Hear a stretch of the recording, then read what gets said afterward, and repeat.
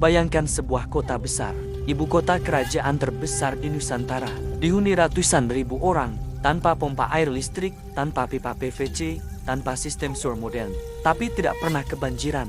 Sementara kota-kota modern kita, setiap hujan deras, banjir.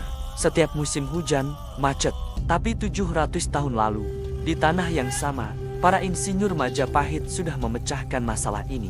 Ini adalah Trowulan, ibu kota kerajaan Majapahit. Dan hari ini, kita akan membongkar sistem drainase jenius yang membuat kota ini bertahan selama berabad-abad sampai keruntuhannya sendiri, bukan karena banjir, tapi karena perang. Fakta yang bikin kita berpikir, Trowulan adalah kota terbesar di Asia Tenggara pada masanya, dengan luas sekitar 11 kali 9 km.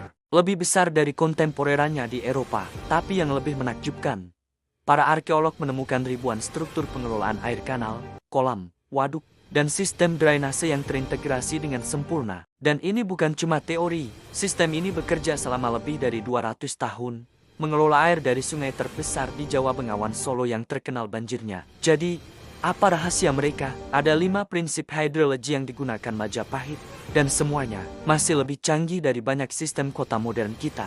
Rahasia pertama, kolam segaran. Sebuah kolam raksasa dengan ukuran 6,5 hektar, lebih besar dari 10 lapangan sepak bola. Tapi ini bukan cuma kolam biasa, ini adalah retention basin atau waduk retensi modern. Fungsinya, menampung air hujan dan limpasan dari seluruh kota sebelum dialirkan ke sungai. Yang jenius, kolam ini dibangun dengan kemiringan mikro yang hanya 1-2 derajat. Air masuk perlahan, keluar juga perlahan. Tidak ada genangan tiba-tiba, tidak ada banjir flash flood. Di dasarnya, ada sistem filtrasi alami menggunakan lapisan pasir, kerikil, dan batu. Air yang keluar ke sungai sudah tersaring konsep yang sama dengan constructed wetland modern untuk pengolahan air limbah. Waduk-waduk modern kita, banyak yang cuma menampung, lalu dibuang cepat-cepat. Majapahit, mereka memikirkan ekosistem keseluruhan. Air adalah sumber kehidupan, bukan masalah yang harus dibuang.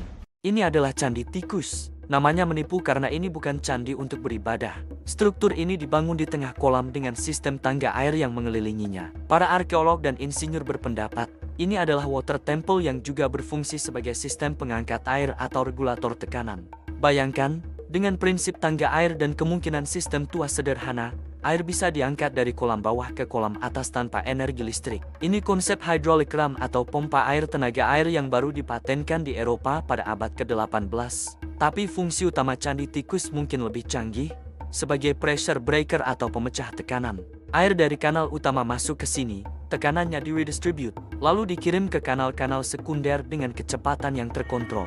Lokasinya juga strategis di persimpangan 3 kanal utama, seperti traffic circle untuk air, mengatur aliran dari berbagai arah tanpa konflik atau banjir tiba-tiba. Rahasia ketiga yang baru terungkap dalam 20 tahun terakhir, sistem kanal bawah tanah yang luas. Tim arkeolog dari Balai Pelestarian Cagar Budaya Jawa Timur menemukan kanal-kanal terbuat dari batu bata kuno dengan ukuran 1-2 meter di bawah permukaan tanah. Beberapa masih berfungsi hingga kini. Yang menakjubkan, kanal-kanal ini tidak lurus. Mereka mengikuti kontur topografi dengan kemiringan yang dihitung sangat presisi, hanya 0,5-1 gradient. Terlalu curam, air deras, erosi. Terlalu landai, air stagnan, penyakit. Majapahit memahami ini dengan sempurna, dan ada sistem manhole atau lubang perawatan setiap 50-100 meter. Sama persis dengan sistem sewer modern. Mereka memikirkan maintenance 700 tahun ke depan. London baru punya sewer sistem komprehensif setelah Great Stink 1858 ketika sungai Thames bau busuk memenuhi kota. Majapahit sudah 500 tahun sebelumnya. Rahasia keempat, Majapahit tidak memisahkan kota dan alam. Mereka mengintegrasikan sistem drainase dengan ekosistem. Air hujan ditampung di kolam-kolam retensi. Overflow-nya dialirkan ke sawah-sawah sebagai irigasi. Sisa air dari sawah, yang sudah difilter oleh tanaman, masuk ke kanal-kanal pembuangan. Akhirnya ke Bengawan Solo dalam kondisi jauh lebih bersih.